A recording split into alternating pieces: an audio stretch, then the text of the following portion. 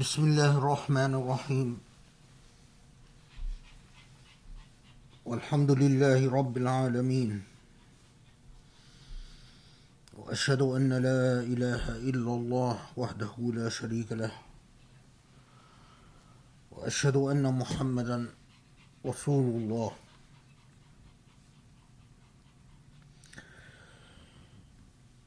وسبحان الله العلي العظيم أؤمن به وأستعينه وأستهديه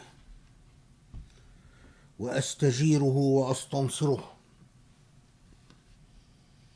فإنه حقا من هدى الله فلا مضل له ومن يضلله فلا هادي له. ونصلي ونسلم ونبارك على محمد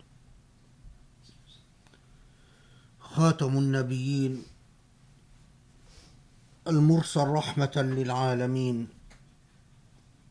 وعلى آله وأصحابه ومن اتبعه بإحسان إلى يوم الدين.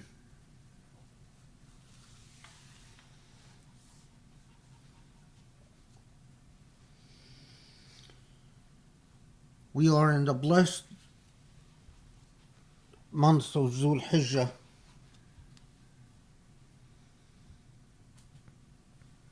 the month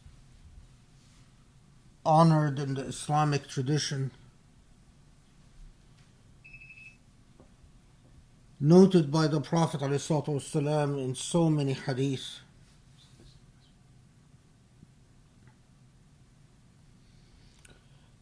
A month in which the shedding of blood is strictly prohibited, especially prohibited, and a month in which good deeds are rewarded manyfold, and in which Muslims are exhorted to avoid sin and wrongdoing with an especial zeal and energy, and to do good in every possible way. Of course, the month of Dhul Hijjah has a special status because it is the month of the pilgrimage of Hajj, the pilgrimage to Mecca.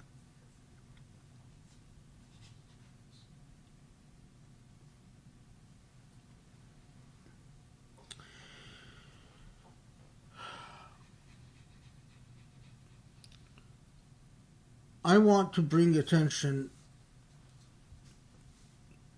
to two things that might seem unrelated, but in fact they are.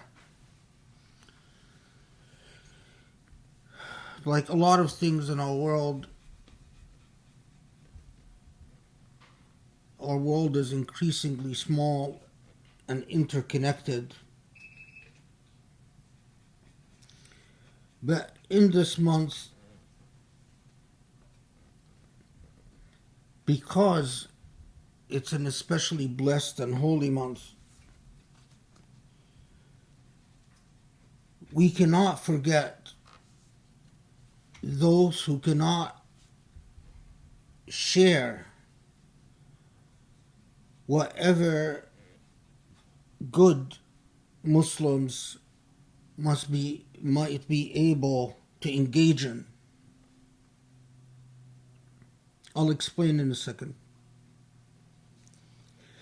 First,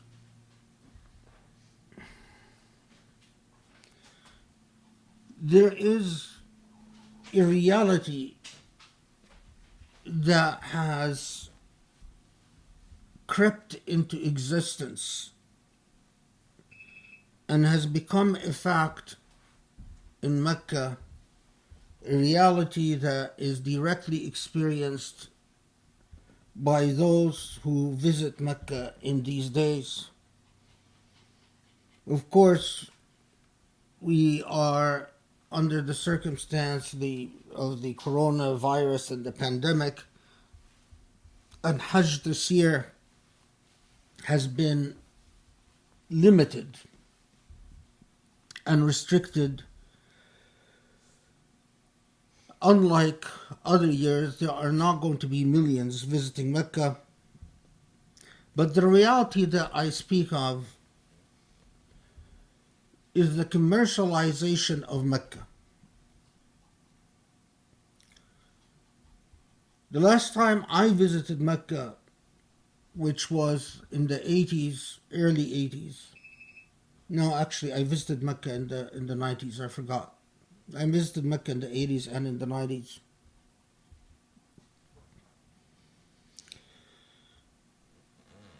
You could still get a sense of the historical feel of Mecca.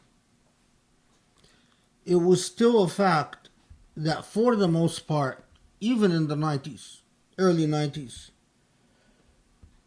the tallest building in Mecca was the Kaaba. And you couldn't tell the wealthy from the poor in terms of visitors to the Kaaba and those in Umrah or in Hajj. For the most part, there were a lot of hotels and other accommodations around the Kaaba that were affordable. In order to obtain luxury accommodations, you pretty much had to seek them out. You had to know where to go, and you had to pay to go to those places where you could find luxury accommodations. And I could tell you that at the time, those who were known to stay in luxury accommodations in Mecca were looked at with a certain amount of lack of respect as people who are cheating God and people who are doing what Hajj and Umrah and the entire Muslim experience in the Kaaba is designed to do, and that is to remove the differences between rich and poor and between the classes, between the races, even between the genders. Mecca was a thorough experience in egalitarianism. If it hadn't been for the fact that in the 80s and the 90s, you could tell that there were people who have come from different parts in the world, were living as undocumented aliens basically, or in an illegal status around Mecca, and you could tell that these people were destitute. If it hadn't been for that fact, it was very difficult to tell the difference between rich and poor around the Kaaba, and still Mecca retained a lot of the character that it was supposed to embody. A place in which you cannot tell rich from poor, you cannot differentiate between black and white, in which all human status, all status that is a result of human customs and human laws evaporates before the eyes of Allah. Through the centuries, the principle of Mecca is that you couldn't differentiate between a free man and a man who's a slave, between a person from a powerful tribe and a weak tribe, between genders, or any other distinctions and differences. The most notable thing that I remember from the visits in the 80s and 90s was the rather notorious example of the palace built for the king overlooking Mecca at a certain location. The reality in Mecca now is very different. Mecca now is plagued by high rises, Western commercial labels. In fact, the entire architecture of Mecca has been designed to accommodate the wealthy, so that if you are wealthy, you stay in a hotel overlooking the Kaaba, because the Kaaba now is surrounded by buildings that are high rises, in which you can stay in a hotel room. If you pay the extra money, the hotel room will be facing the Kaaba, and you can overlook the Kaaba in very expensive accommodations. If you're poor, then you can find accommodations that are further away from the Kaaba, because clearly the city is no longer designed to accommodate you or welcome you.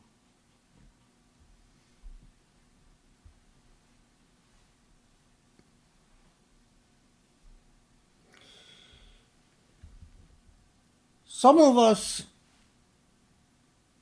might not want and might resist drawing a connection between the pandemic and other things that had transpired in recent months and recent years in Mecca.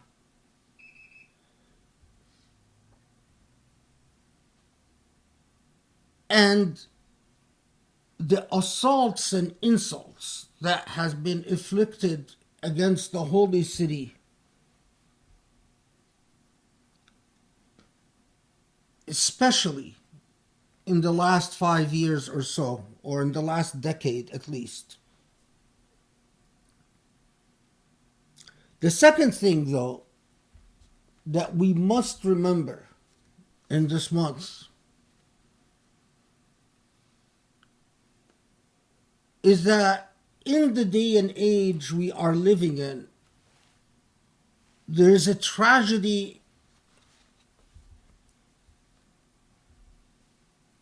and immoral insult and immoral affliction being perpetuated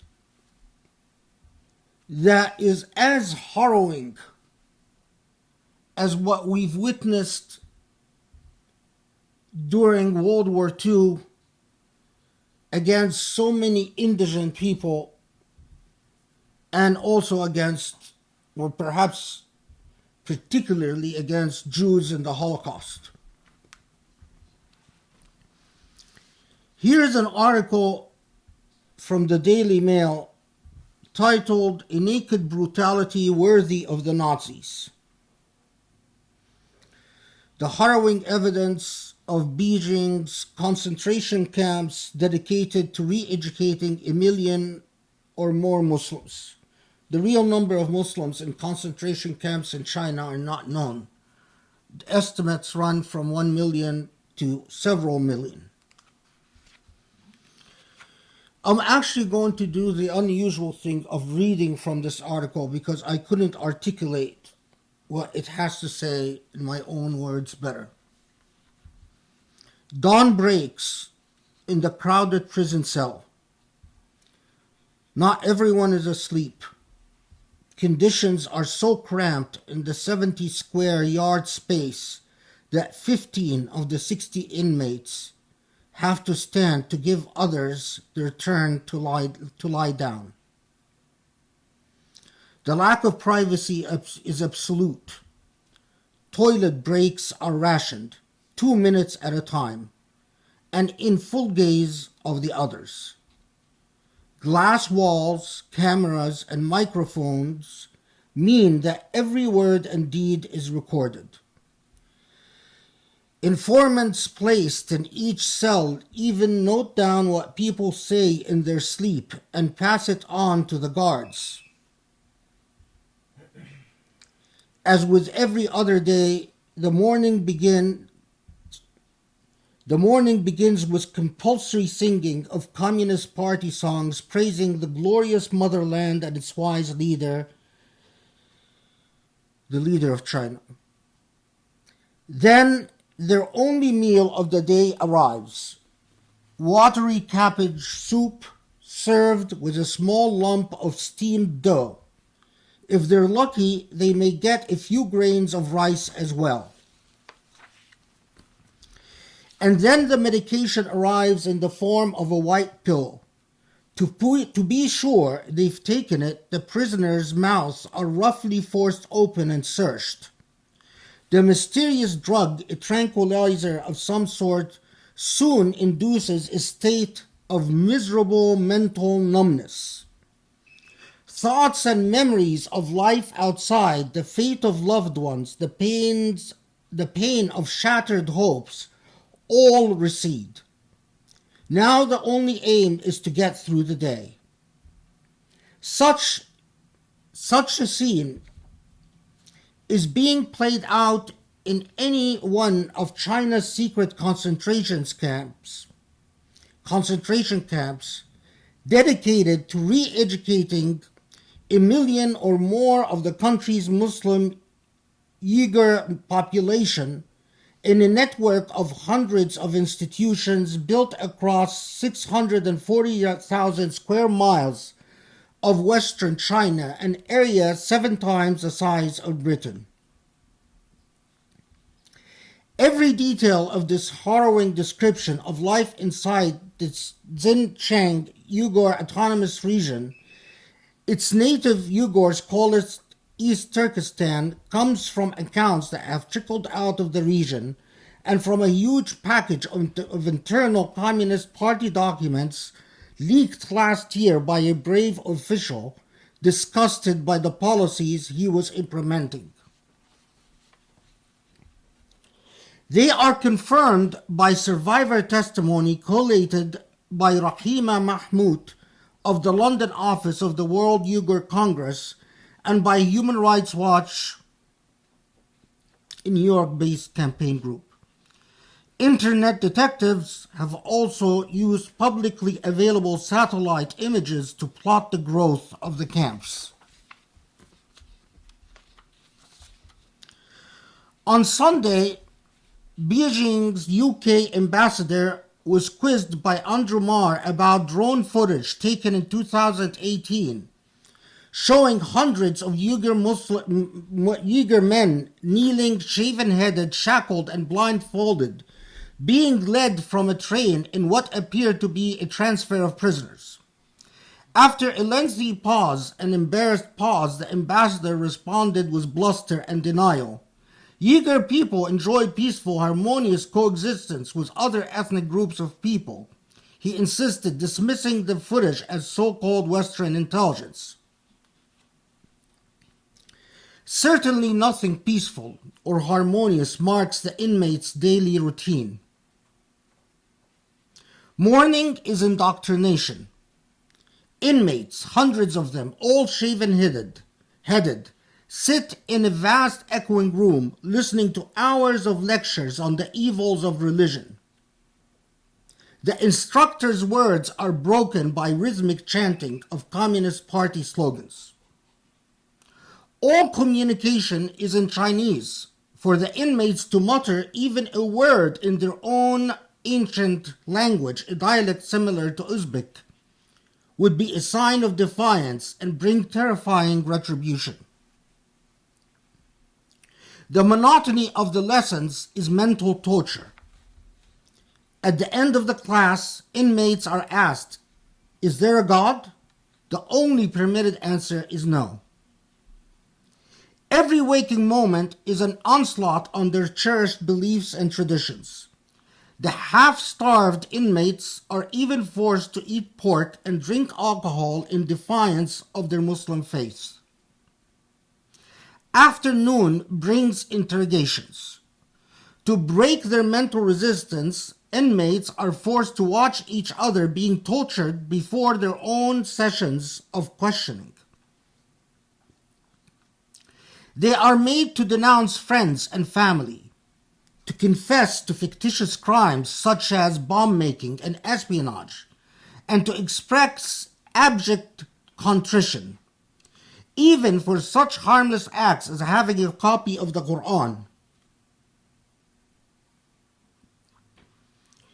Any resistance brings beatings, electric shocks, and sleep deprivation. Nakedness is another dehumanizing tactic. Nudity is taboo in Islam, but prisoners of all ages are made to parade before each other and in view of the guards. For women, humiliating gynecological inspections are mandatory. Rape is routine.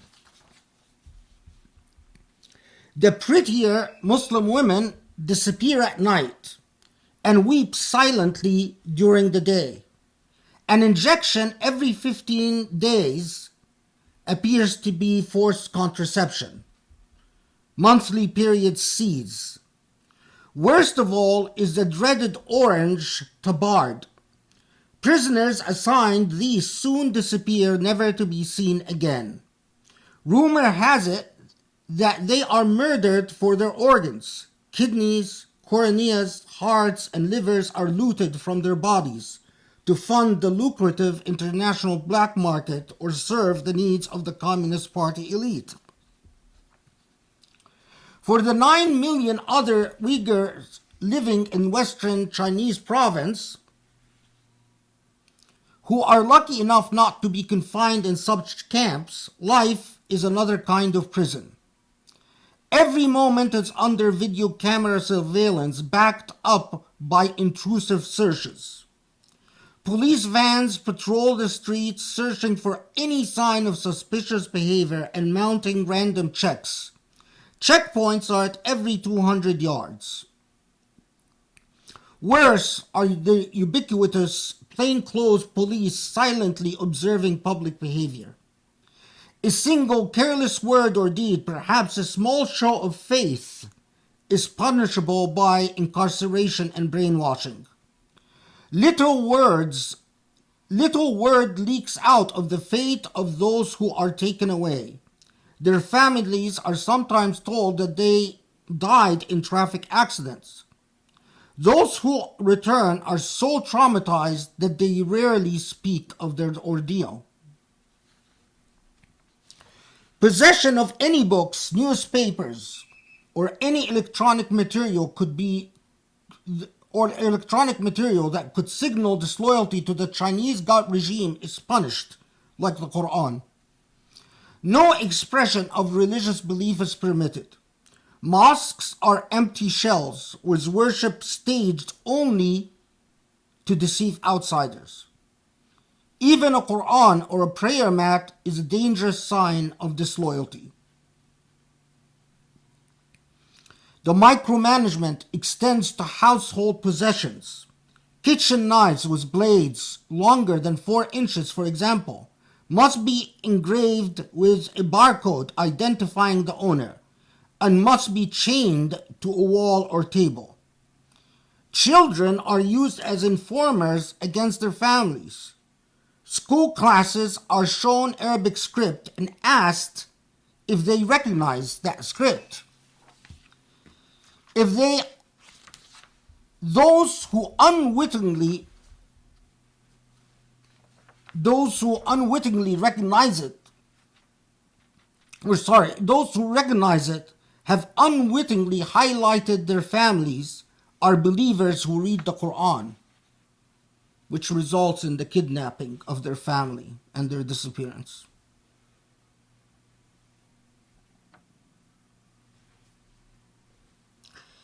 The article goes on and on to document atrocity after atrocity.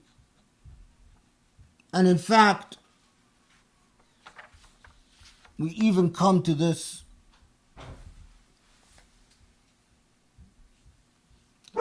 The fate of women left at home when their menfolk are sent to camps is particularly horrific. The men are sent to work camps and the women left behind. This is what happens to them. They are assigned a Chinese official to live in their home to monitor the family. These officials intrude into every aspect of domestic life and often insist on occupying the empty place in the marital bed. Such grotesque abuses of human rights have been underway for years, but they have leaped into public view in the West thanks to dogged work by investigators and the bravery of those who have fled. Only recently, one fortunate escapee name said perhaps it is becoming even worse than the Nazis because they can combine the latest technology such as 24-hour surveillance everywhere with the most primitive methods of torture. The article goes on and on. Muslims living in concentration camps, being killed, harvested for their organs, women and sometimes even men raped systematically and regularly. Men who are not in concentration camps are forced to go work in work camps. Those in concentration camps already work in labor camps. And with the men absent, the women are forced to have sex with Communist Party officials. This happens not just to Uyghur Muslims, but to all types of ethnic Muslim minorities in China. And it's been happening for years, and it's been happening now. Needless to say, no Muslims from China are allowed to perform Hajj.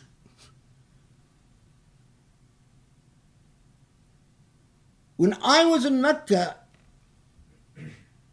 in my 80s visit, one of the things that I remember very distinctly is meeting Muslims from China in Mecca.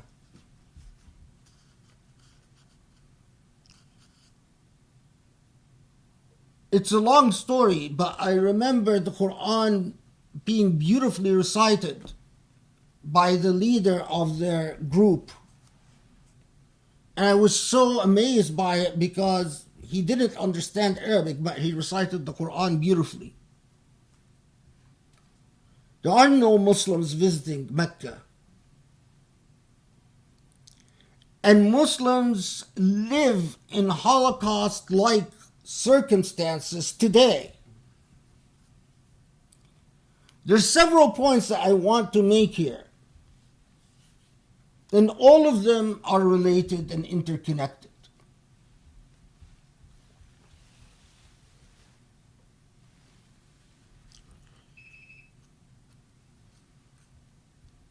No ifs, ands about it. We must clearly understand the direct responsibility of Islamophobia and Islamophobes for the escalation in human rights violations against Muslims around the globe. The responsibility is direct and non-negotiable. Let us all remember that before 9/11, influential academics in the United States and in Britain, which carry the beacon of human rights around the world, proposed the clash of civilization thesis, a thesis which ultimately, whether intentionally or not, deprecated and degraded Muslims. Let us all remember that at the time the Bosnia genocide was going on, academics like Bernard Lewis wrote of the irreconcilable differences between Islam and Muslims and modernity. And let us all remember that after 9/11, Bernard Lewis wrote what went wrong, tarnishing the entire Muslim population around the world as flawed and defective and dangerous unless they reform and change. But let us all remember that it was Islamophobes that tore down the wall of civility that restrained racists and bigots in their animosity and hostility towards Muslims. Islamophobes taught that Muslims are a dangerous people.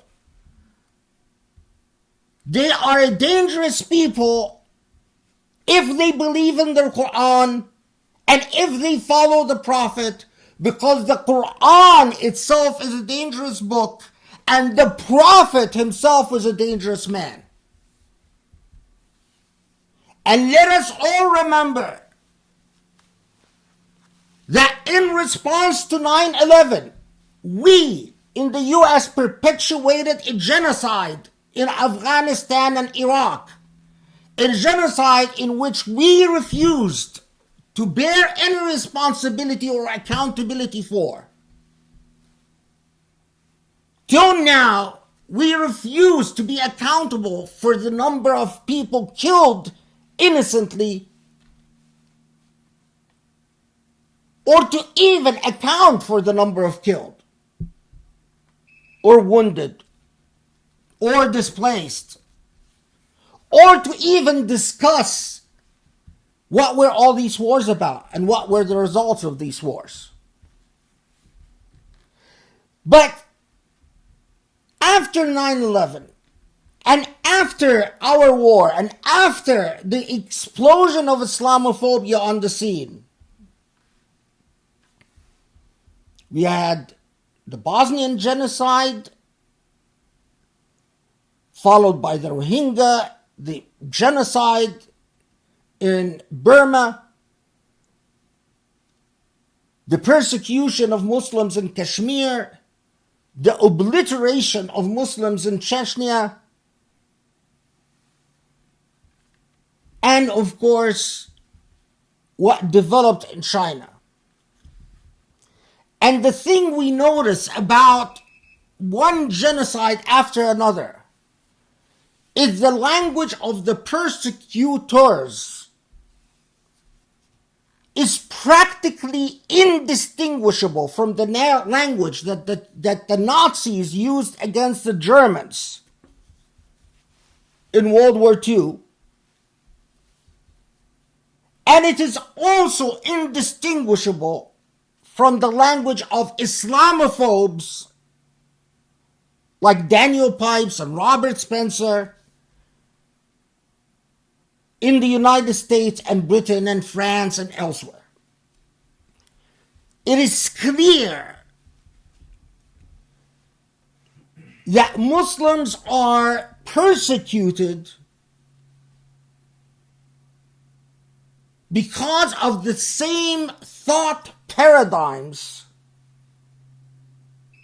that spread like an evil plague in the minds of racists and bigots around the world.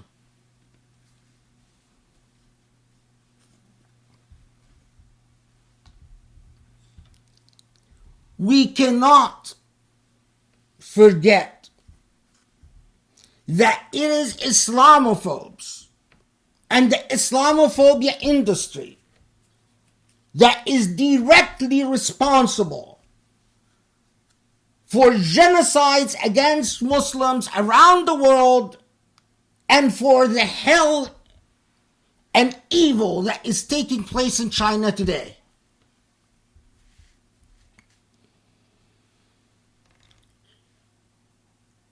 The second point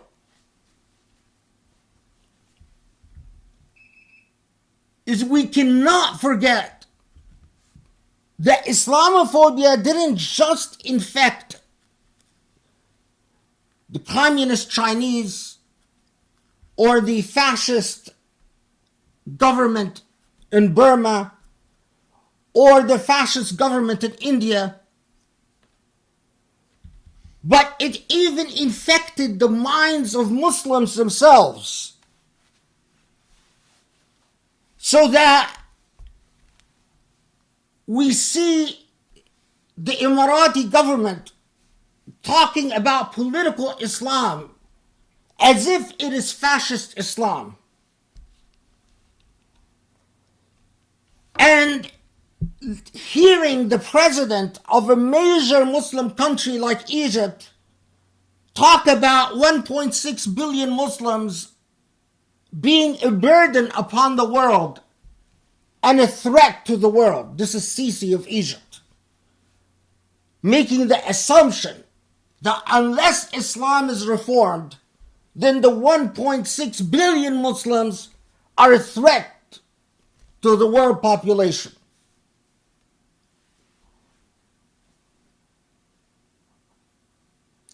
It is because of the effect and impact of Islamophobia that Muslims, or a major contributing factor, let me revise that Muslims, even those Muslims who would otherwise do something about the genocide in China, or the plight of Kashmiri Muslims, or the Rohingyas, now are afraid to do anything because they are afraid of supporting political Islam in any way, even if by mistaken, unintentionally, and indirectly. You go to speak to Muslims everywhere, and what they worry about, with all the atrocious human rights facts that you confront them with, is, well, but what if they're a separatist movement? Well, what if we are supporting the Muslim Brotherhood? Well, what if our support to the Muslims in China is taken as support for the political Islam? Well, I mean, all of these mental handicaps that directly come from the books of Islamophobes and the manifestos of Islamophobia. Islamophobia have plagued the Muslim mind. My third point.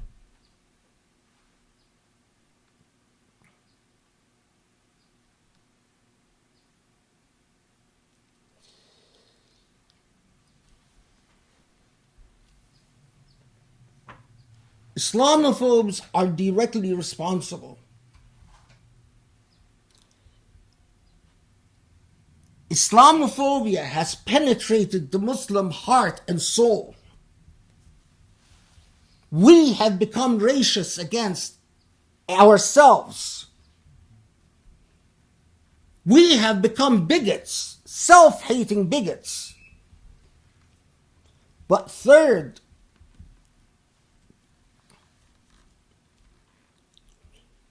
don't believe for a second that Allah will bless a people who can witness their brothers and sisters suffer and go on with life as if nothing matters. Don't believe for a second that Allah will answer a single Muslim prayer as long as Muslims can see what is happening to their brothers and sisters, from Kashmir to the Rohingyas to the Palestinians to the Uyghur Muslims and the Kazakhs Muslims, because it's not just the Uyghur Muslims, all Muslims now in China, and go on with their lives worrying about things like whether their wudu is correct, whether their salah is correct, whether their hijab is correct.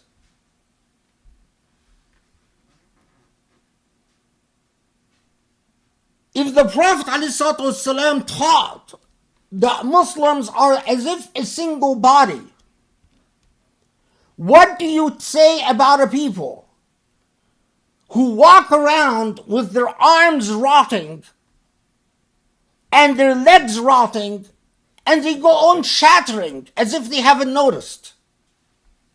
We call these people insane. Imagine if, as the Prophet ﷺ said, Muslims are a single body.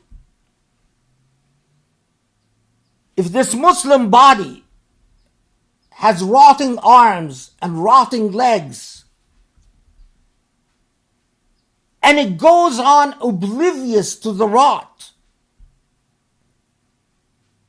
talking about things that have to do with everything except what afflicts it and what plagues it, do you think God is going to respond or look at those people?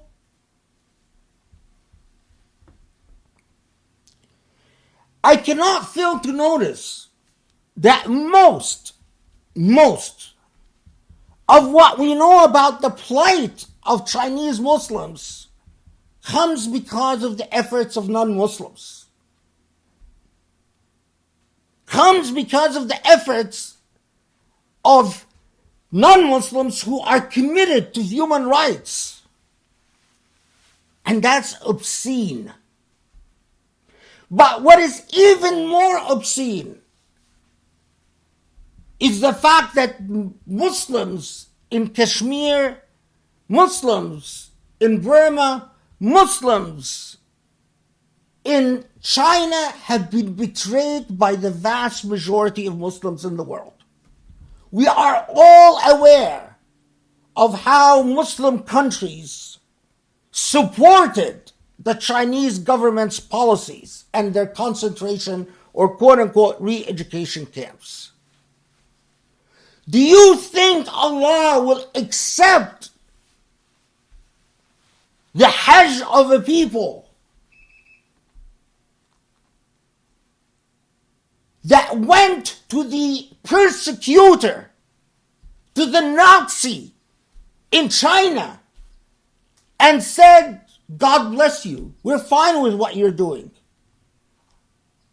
And do you think it is possible, is it possible, that it is because of that Allah sent the pandemic to inflict the Hajj of this year and cripple it?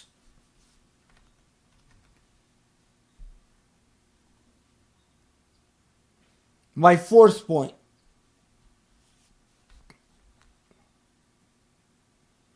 The Mecca of today, the Mecca of high rises with Western commercial labels, Hilton, Sheraton, whatever, all the Western labels. The Mecca where you go to Hajj or Umrah, you stay in a luxury hotel room with your window overlooking the Kaaba. That Mecca, the Mecca that is more like a Las Vegas Mecca without the gambling, at least overtly and legally, is not a Mecca that could have possibly stood against the Chinese government or resisted the Chinese government or condemned the Chinese government for what it's doing to Muslims. Including, and again I emphasize, the systematic and consistent rape of Muslim women in China, day in and day out. Why? Because it is a commercial Mecca. Because it has become like Abu Dhabi and like Dubai and like Cairo, a city organized around the god of the dollar. These cities don't worship Allah. These cities worship the dollar. And the Mecca of today doesn't worship Allah. It is, after all, it is the Hilton and the Sheraton that towers over the Kaaba, not the Kaaba that towers over the Hilton and Sheraton. It is a very clear message that what we care about is the bottom line, and that's the dollar. And we are not going to do anything that endangers or risks our business with China, even if it sacrifices millions of Muslims. We care about fighting Muslims in Yemen, we care about fighting Muslims in Libya, but we don't care about the plight of Palestinians in Palestine. We don't care about the plight of Muslims in Kashmir. We don't care about the plight of Muslims in China. Leave alone the plight of Muslims before that in Cyprus and in other areas of the world.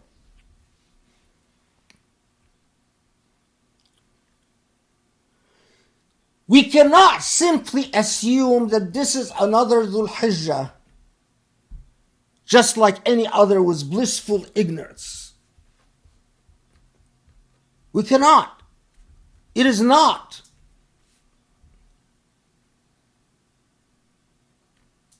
My final point about this.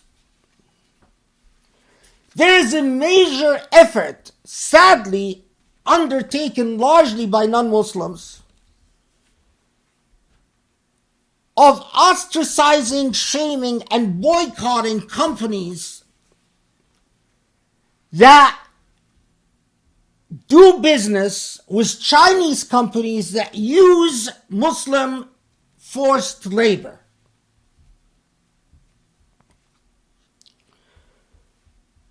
Muslims are used like cattle.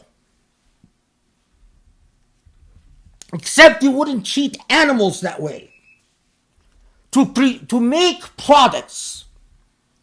And unfortunately, a lot of companies do business with Chinese companies that use Muslim forced labor. Why? Because it maximizes their profits. And there's a major effort to shame these companies and to boycott and stop doing business with these companies until they stop doing business with Chinese companies that use Muslim forced labor. This is the least we can do. Sadly, No Muslim country is spearheading this effort or even seems to care about this effort. But this is an effort that must be pioneered by Muslims in the West. Already, there are several organizations that are very active in this field. And inshallah, when we post this khutbah, I will ask the folks here to post the addresses or the contact information for these organizations. Organizations like the Uyghur Human Rights Project in Washington, D.C., the Workers' Rights Consortium in D.C., the Anti-Slavery International Movement in London, the Clean Clothes Campaign from Hong Kong, the Global Labor Justice Organization or Forum,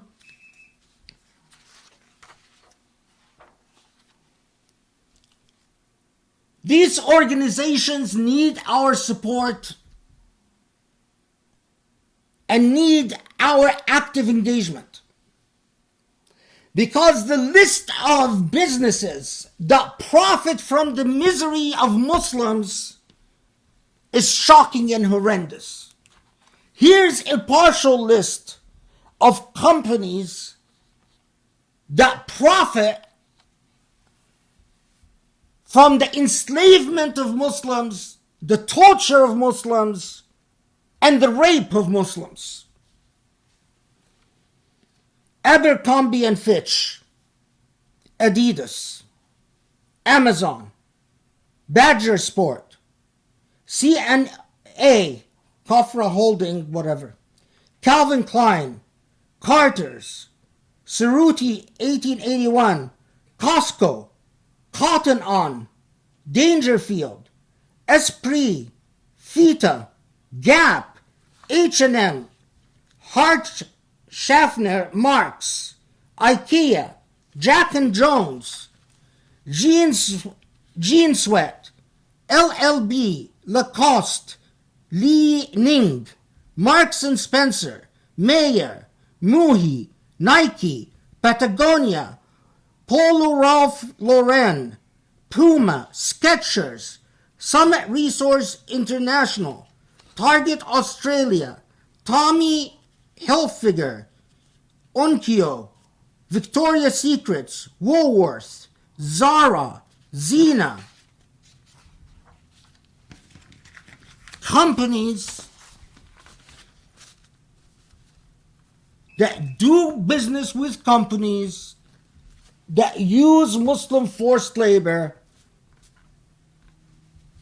and that keep the economies of the concentration camps in China going.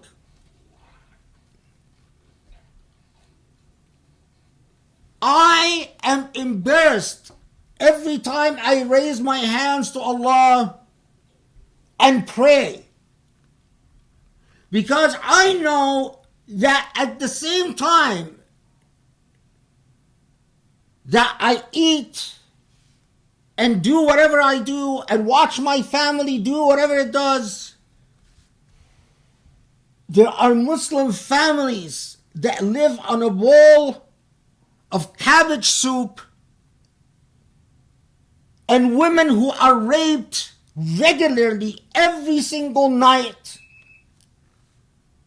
just because they have a copy of the Quran or they dare say what we say so leisurely, Ashhadu anna la ilaha illallah anna Muhammadan Rasulullah. And because I know that the Muslim capitals of today have betrayed the Muslim cause because the intellects and hearts of Muslim leaders, don't kid yourself, the intellects and hearts of Muslim leaders around the world have been infected with Islamophobia and Islamophobic assumptions and Islamophobic arguments and Islamophobic attitudes.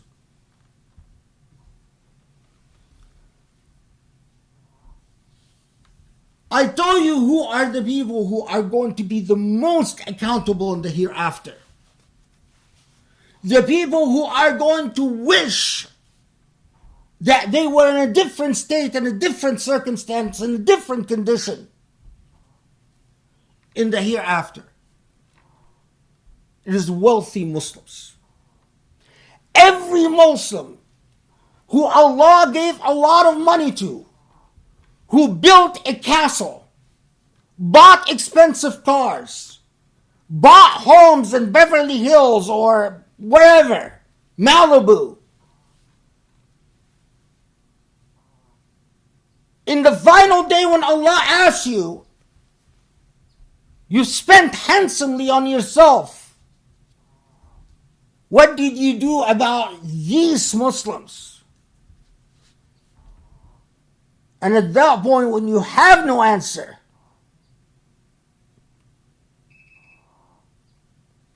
you fill in the blank.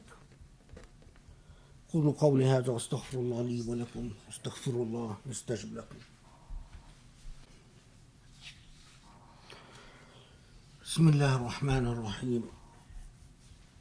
والحمد لله رب العالمين وسبحان الله والله أكبر العلي العظيم ونصلي ونسلم ونبارك على محمد وعلى آله وأصحابه ارتضوا بإحسان إلى يوم الدين.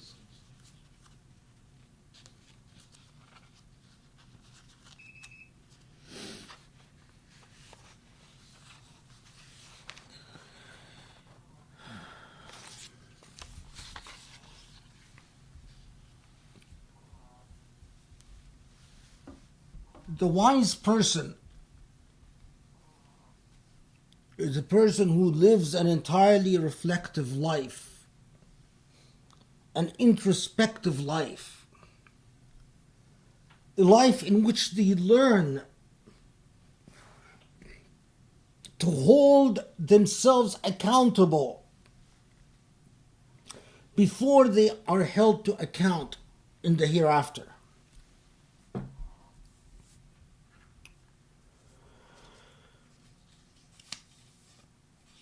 One of the stories that has stayed with me, that I read in Kitab At-Tawabin by Ibn Qudama, is a story that he recounts about the great Muslim scholar and successor Malik bin Dinar. Malik bin Dinar is known to us in history as one of the early generations after the companions of the Prophet ﷺ, who was a scholar of hadith, but also was a man of great piety. He was among the people who, at a time when literacy was limited and those who could read and write were not that many, Malik bin Dinar was known for copying the Quran. This was, in fact, in later part of his life, his major profession is that he was a Quran copyist. But this is not how Malik bin Dinar started out his life. Although born in a good Muslim family, Malik bin Dinar, when he was a young man, went to work for the government of the time and worked as a soldier in the Khalifa's army in this was the first Islamic century, because Malik bin Dinar died around 130 something Hijra. Anyway, as a soldier, Malik bin Dinar learned to engage in the mother of evils, and that is drinking alcohol. And the more he drank, the more he sinned. And the more he sinned, the more he hated himself. And the more he hated himself, the more injustice he committed against innocent people. As a soldier, he was able to cuss out people, to curse people, to beat people, and to keep on drinking and escape the pangs of his conscience through the intoxication of alcohol. Anyway, eventually, Malik bin Dinar marries a slave girl, which brings him a child called Fatima. And Malik bin Dinar grew very fond of his daughter, Fatima, and he noticed that when she was 2 years old, that when he would drink alcohol, she would come and push the glass away from him, away from his face. And as he watched her, he started growing closer to Allah. And as he noticed that she doesn't like it when he drinks, he started to avoid drinking.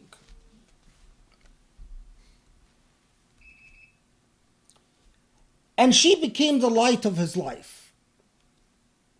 Playing with Fatima was the joy of his life, so much so that he quit his job as a soldier with the army or a policeman with the government and started praying again and started trying to revise and reform himself. When Fatima was about 3 years old, or actually towards the end of her, halfway through 3 years old, Fatima suddenly got sick and died. And Malik bin Dinar was crushed by the death of his daughter. But like a lot of people in this situation, Malik bin Dinar was angry. Here is the girl that finally started getting him to change his behavior and his conduct, to come back to Allah, and she dies. Malik bin Dinar then became very angry and very upset, very despondent, and he went back to committing sins much worse than he was before he got married and before the birth of his daughter.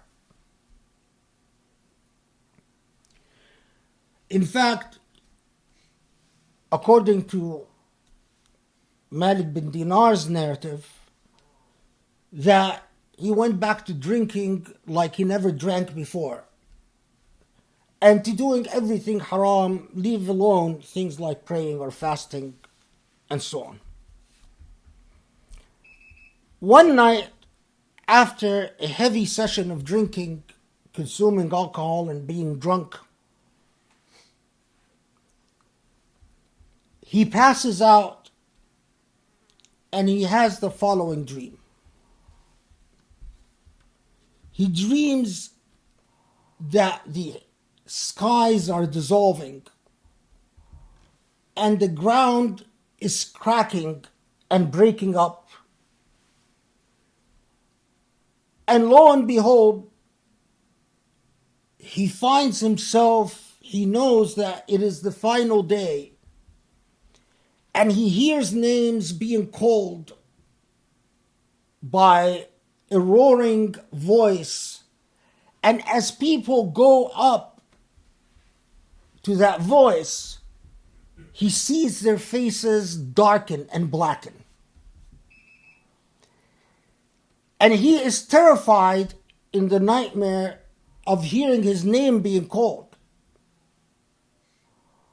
But then he hears his name being called, and he starts trembling, and he notices that his face is darkening and becoming black. At the moment that he starts approaching the source of the voice, he suddenly sees a big, terrifying creature looking like a massive snake lunging towards him. Terrified, he starts running. But wherever he runs, that monster, snake-like monster, is after him. Can't find refuge anywhere. He rushes towards a mountain,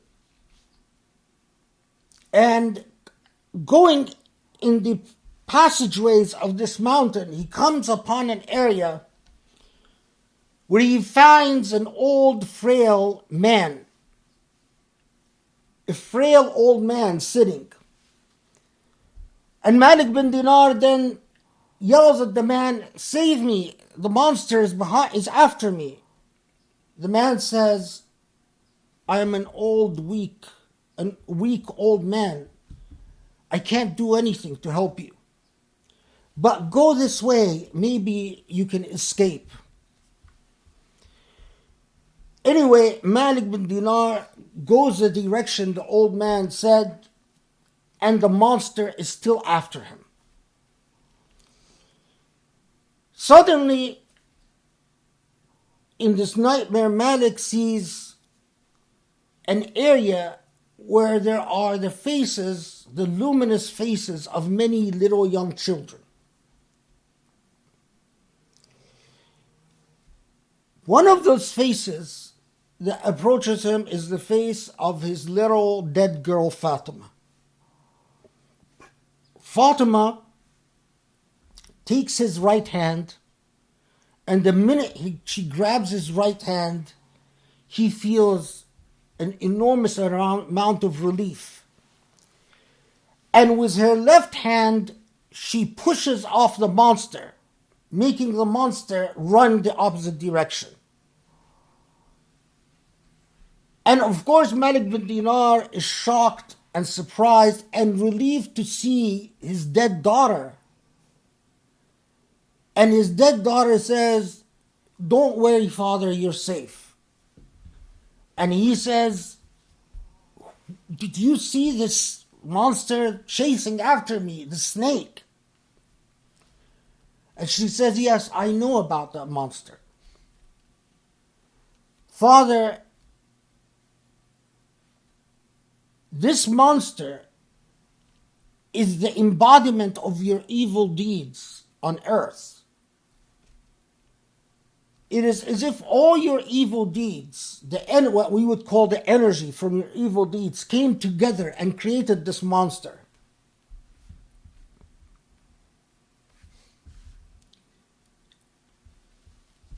And the old man you met on the way here, the man who couldn't help you, that was the embodiment of your good deeds. If your good deeds were more enormous, more significant, that old man would have become a young, strong man who could have saved you from the embodiment of your evil deeds.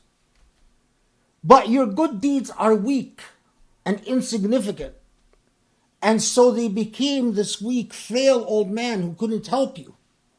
While your bad deeds are so significant that they became this monstrous snake that is bound to consume you and destroy you."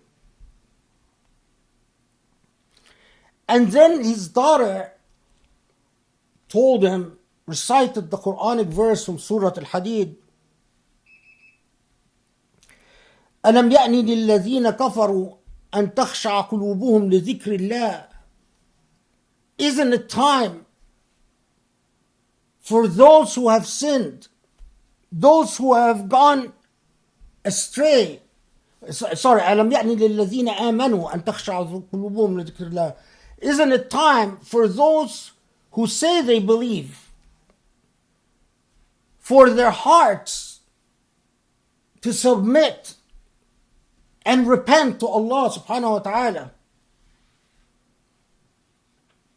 At that point, Malik bin Dinar wakes up from his dream, drenched in sweat, terrified by the scenes of hell he's seen, and at the same time relieved that he had a 3-year-old daughter that died to save him from his fate. So he watches up and he goes to pray Fajr at the mosque.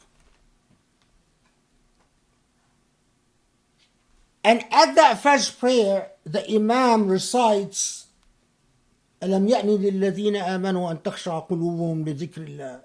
Isn't it time for those who say they believe that their hearts submit to Allah subhanahu wa ta'ala? And Malik bin Dinar realized that Allah is speaking to him through the nightmare, and he started weeping. And from that day on, Malik bin Dinar became on his path to be a man remembered in Islamic history for his piety. He became literally a beacon of piety.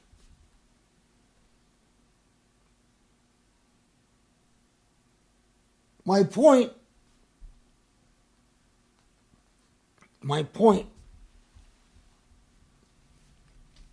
is it is never too late to change the course of our behavior. It is never too late to repent, not just as individuals, but as a people, as a nation. It is never too late to say, Allah, we've noticed the errors of our ways, and we will change. As long as you are alive and Allah hasn't taken your soul, don't worry about whether what you will do will be effective or not effective. That's Allah's business. But do what is right. Do what Allah expects you to do. Live a morally upright life and leave the rest and the consequences and the results to Allah.